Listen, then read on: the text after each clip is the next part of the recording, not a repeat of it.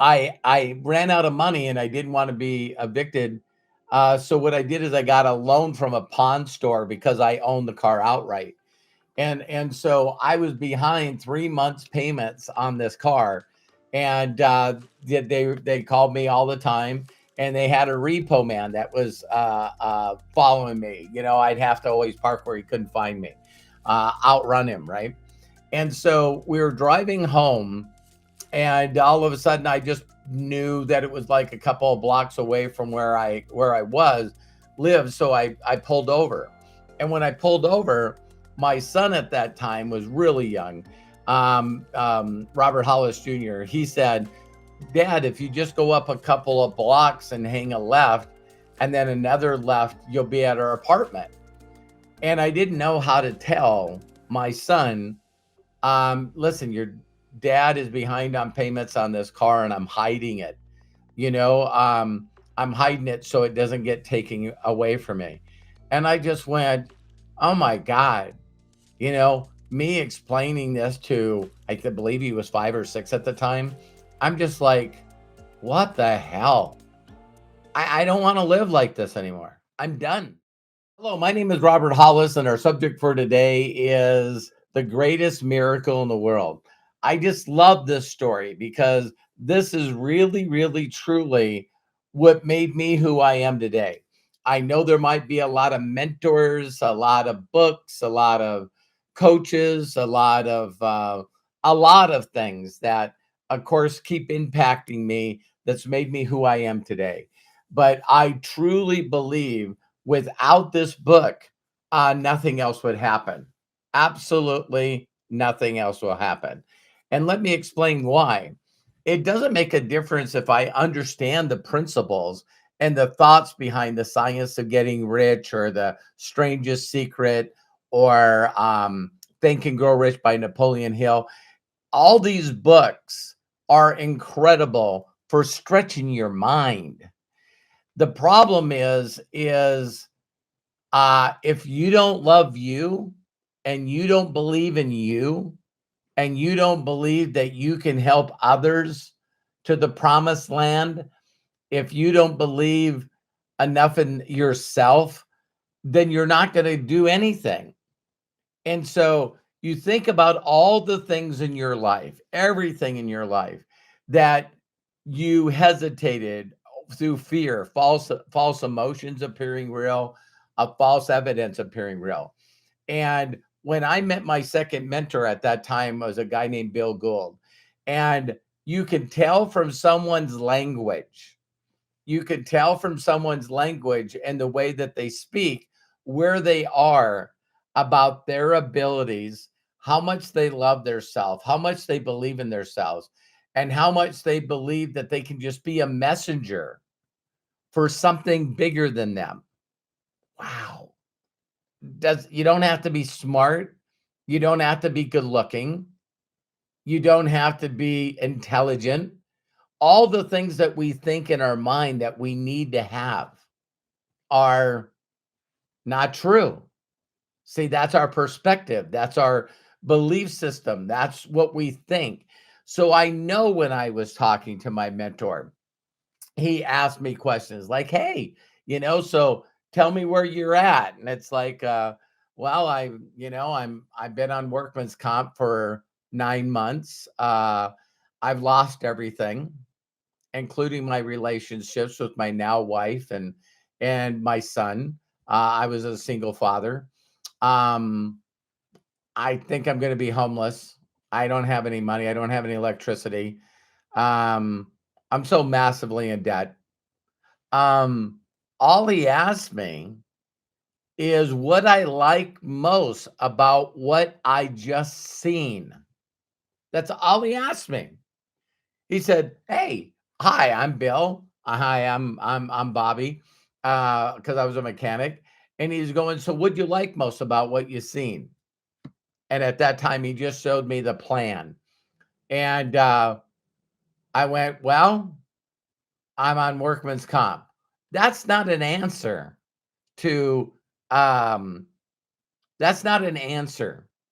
You see what I mean? What I was doing is I was immediately telling my story, my trauma story, my woes is me story, my victim story, my blame this, blame that, blame this, blame that, blame this, blame that.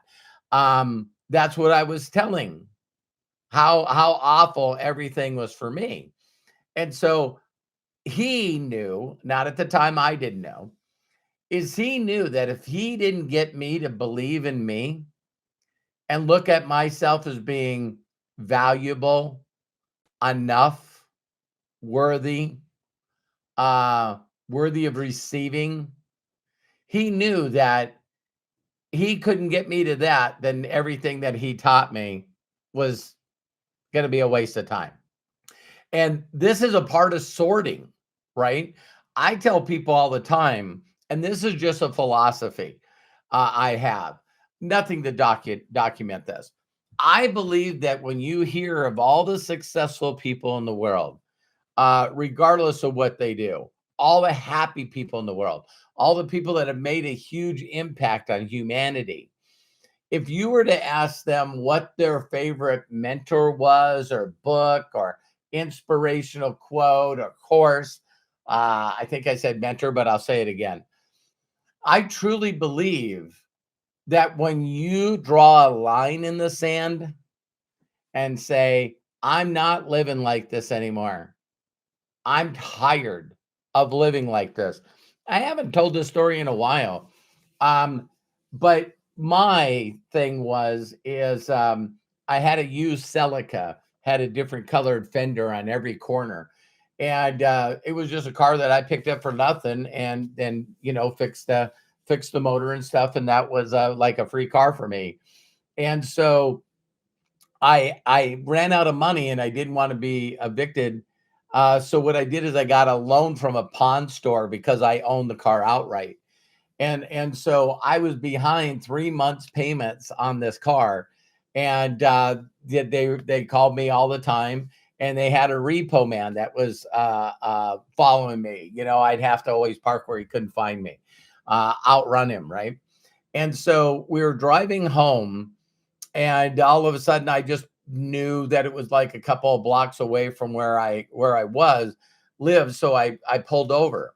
And when I pulled over, my son at that time was really young, Robert Hollis Jr. He said, Dad, if you just go up a couple of blocks and hang a left and then another left, you'll be at our apartment. And I didn't know how to tell my son, listen, your dad is behind on payments on this car and I'm hiding it. I'm hiding it so it doesn't get taken away from me.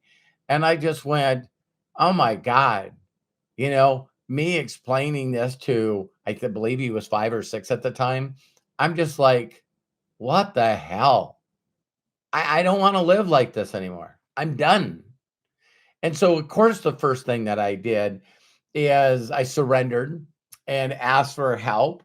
And at that time, it had nothing to do with just other than I had been totally stripped of my identity. I wasn't a mechanic anymore. The physical therapy person was basically telling me to stop working out my leg or he's going to take the personal therapy away because I was exercising it more than I was supposed to, because I needed to go back and get a job. And so all of a sudden, I'm like, God, I gotta find something. I got, the workman comp people are telling me that I got to do a couple of job interviews per month and get a signed piece of paper to stay on my whopping $900 a month. And I was going in debt every single month. And so that was it for me. I don't know what it would be for you, or have you ever experienced that? And it's different for everyone because we're unique. But I just wasn't going to live like that anymore. No, no more. I'm done. I'm done.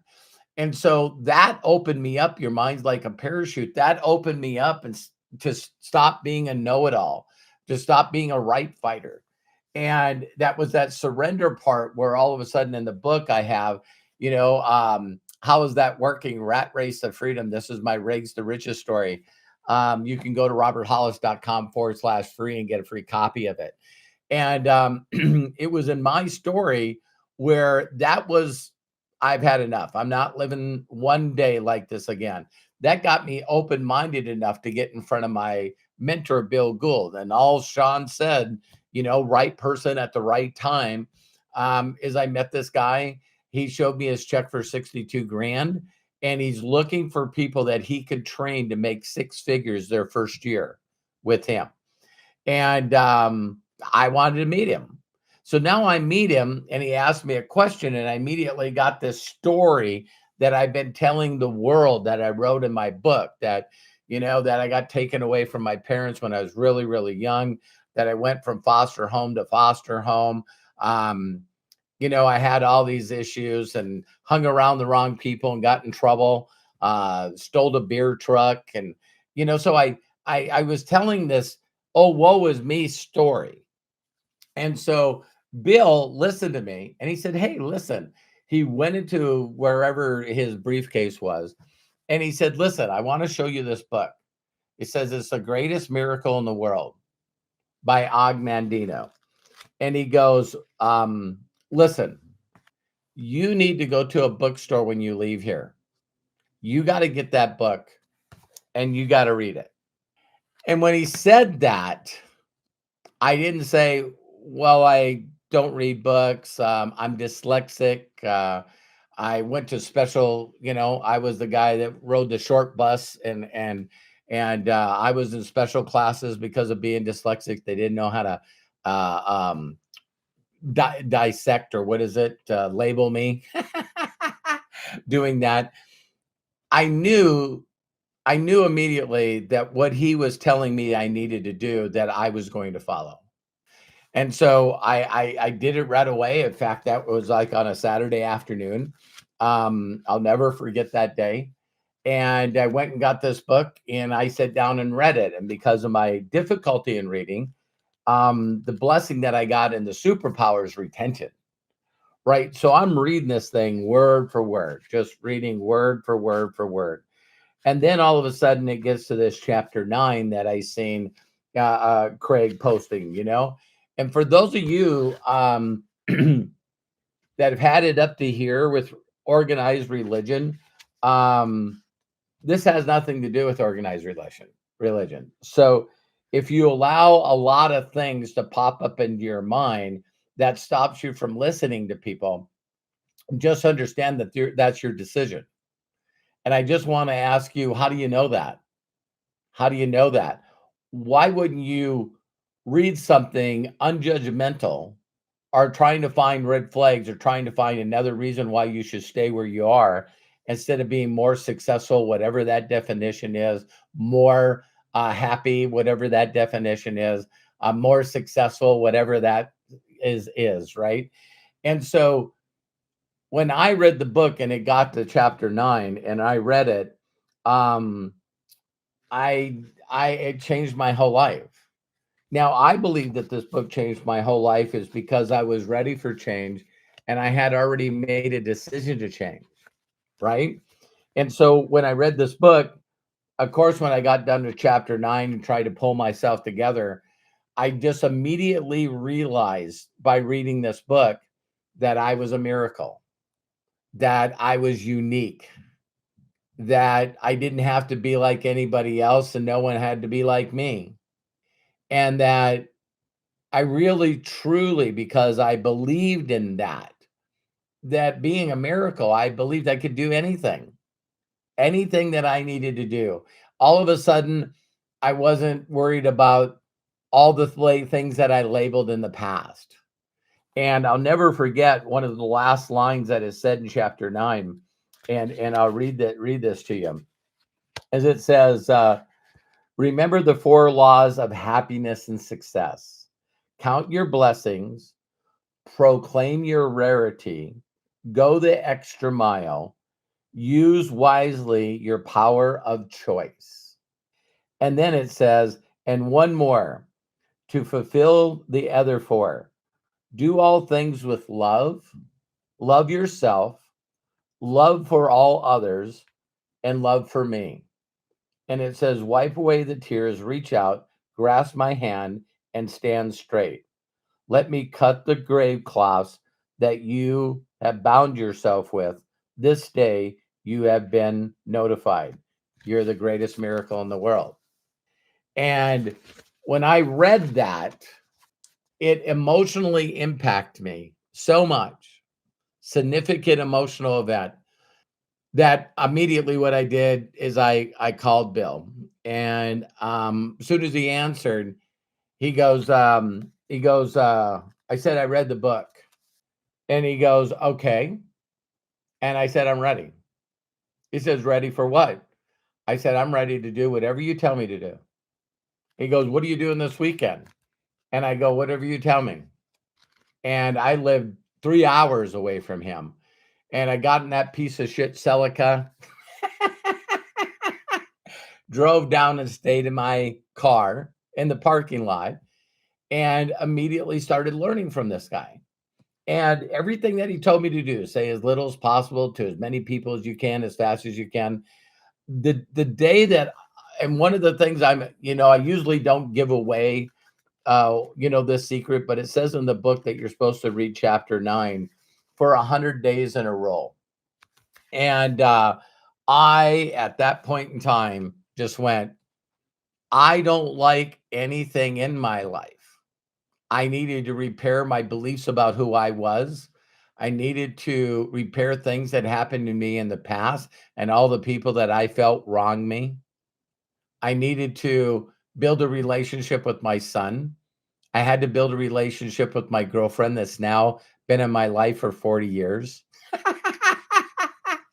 um, I needed to earn money. I needed to feel worthy. And when I knew that this guy had already helped other people achieve success, whatever definition that is for you, then I knew at that point for the rest of my life. And I want you guys to sort of, people that watch this video a lot, think about this. Mentally, in my mind at that point in time, doing exactly what he told me to do. In my first 30 days working with him, I made over $10,210. Now, if you go back in the 80s and try to convert that to money today, man, if you went from the 60s, it's 10 times as more.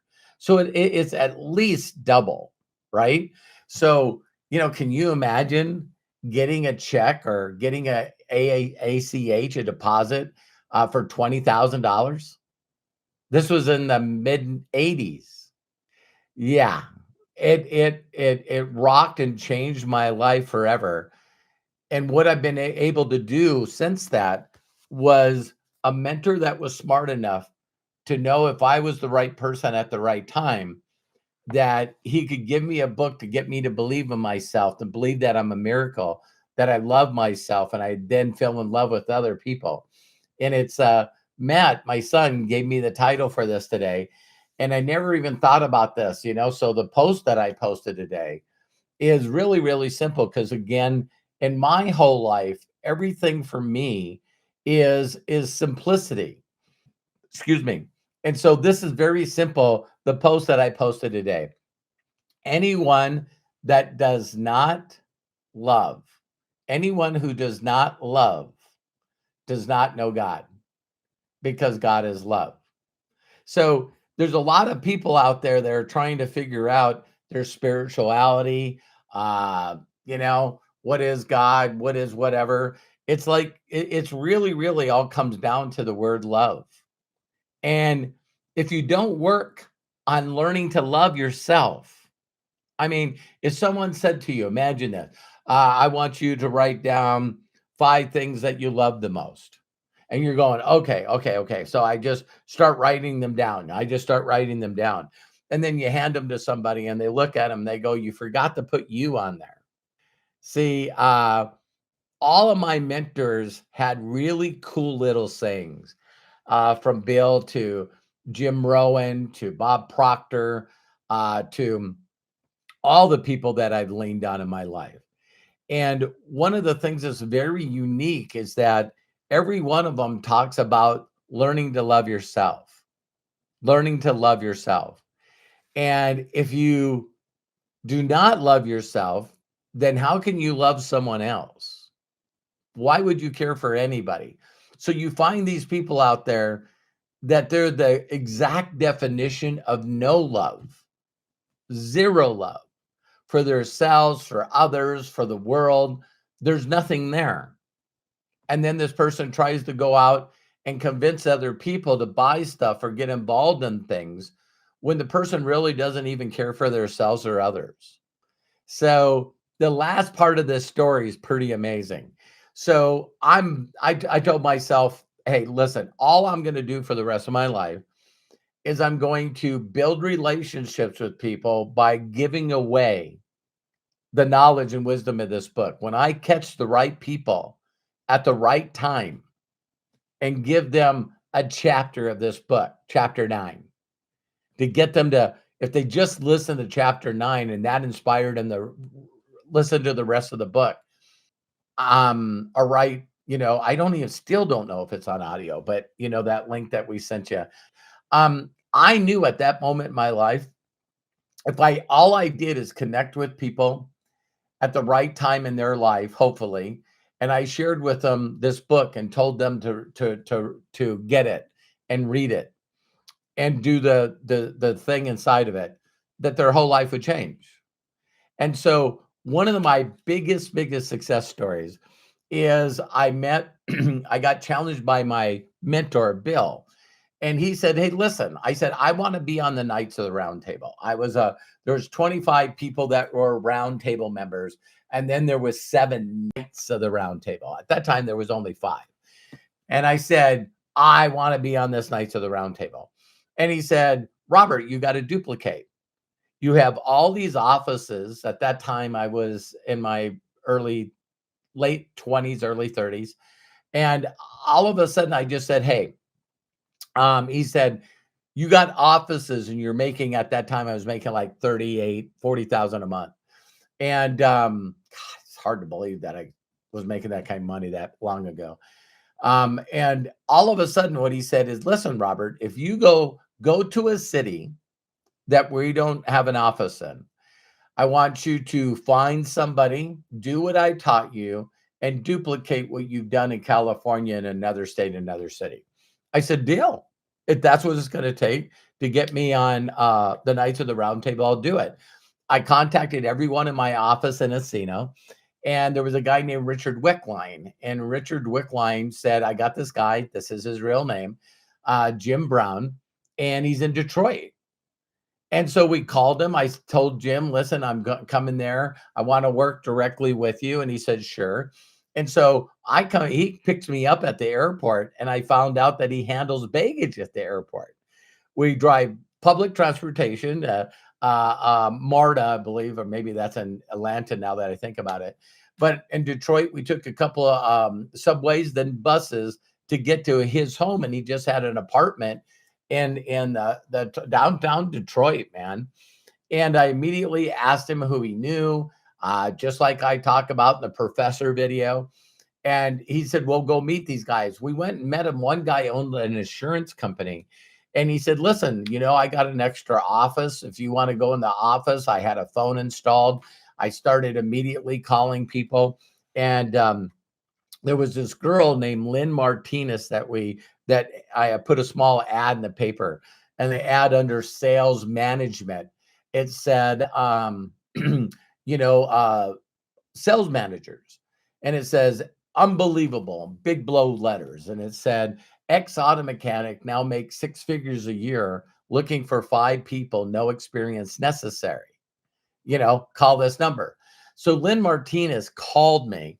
I tell her, hey, listen, I want to meet you. I want to share exactly what you do, what's going on. She shows up. She says, I don't have any money. I just got laid off from the jewelry store.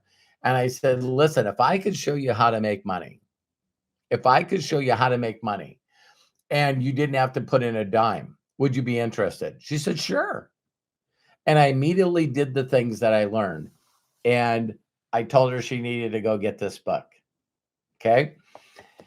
So she introduces me to these 2 guys, Tony and Mike Kupas. They're identical twins. Today, they are part owners of ACN.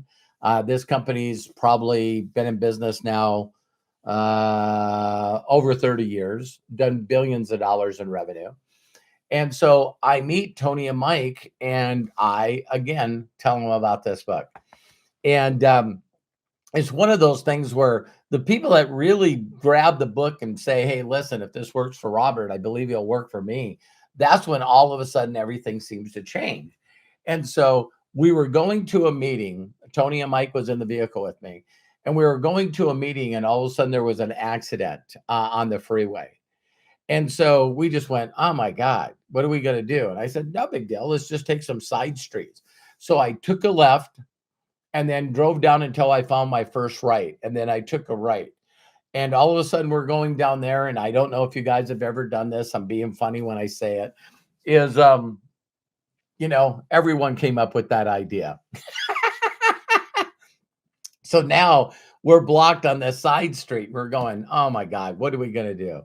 And all of a sudden I turned to my right and there was a sign for a church.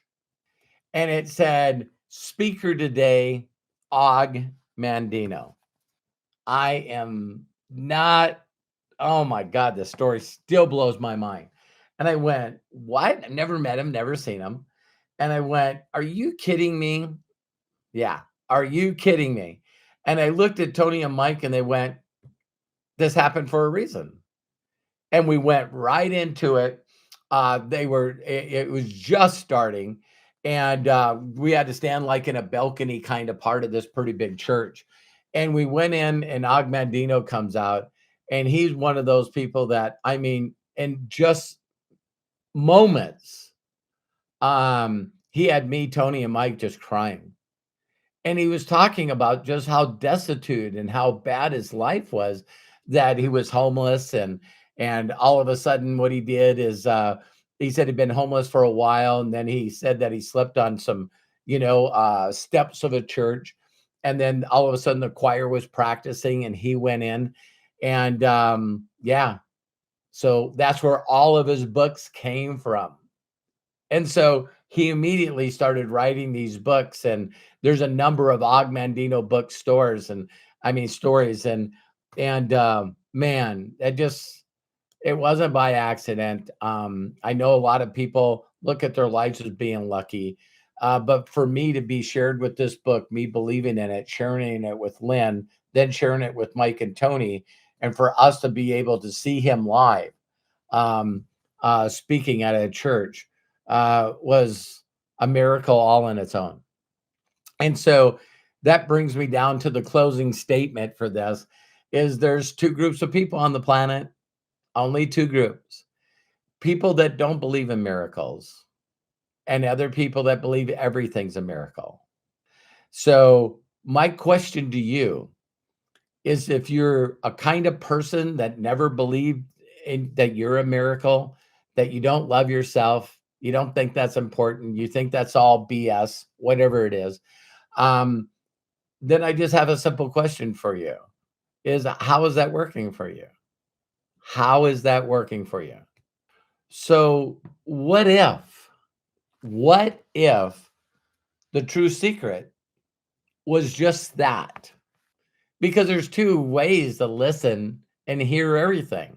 One is with, this guard that's standing in front of your mind that's constantly telling you, "That's not right. That's BS. That's not really true." And then you got the other thing that was like, "Well, what if? What if with a great attitude, I not only study this book, study it." I still crack up today. People go, "Yeah, I read that book." Yeah. Wow. Okay. Yeah. It didn't do anything with your life with it. Interesting. Um, so if I spent the rest of my life doing nothing but helping people at the right time in the right place, when I don't know if they're asking, if they're stuck, or they believe they're a victim, they believe that the world's robbed them, they've learned hopelessness. If all I can do is on a day-to-day basis plant seeds in fertile ground, um, and let the rest take care of itself, because not only am I a miracle, you're a miracle. And if you don't really truly believe that, um, why not give it a shot? If not this, then what? If not now, then when? And if not you, then who? So I love and appreciate you. The only reason my lifestyle is where it is today and the amount of people that I've been able to help and impact is because I stood on the shoulders of people that did it before me. This life that we live is very simplistic, but everyone else tries to complicate it. When you can get rid of get to the bottom line and cut all the fat off and just get to the basics, each and every day, you got to work on you. You got to work on you. And you can do it. It's simple. It doesn't take much time. But each and every day, if you consistently get better, then when you change your thoughts, the renewing of the mind, then changes the heart. And then you say different words about yourself. That's the Strangest Secret by Earl Nightingale. You become what you think about the most. So you can be a wonderful becoming, or you can spend all your time thinking about the injustice and how awful you are and all the stuff that hasn't worked for you. Why not give it a shot? Why not see if it'll change for you? I believe it will. So I love and appreciate you. Please do me a huge favor. Share this video with others. And please subscribe and like, make a comment. Let's make this video get out there and get out to a lot of people, because everybody wants to know how do I do this? How does this work? I don't understand this. I'm frustrated. I'm confused. I'm overwhelmed. I'm angry. This stuff doesn't work. This is BS.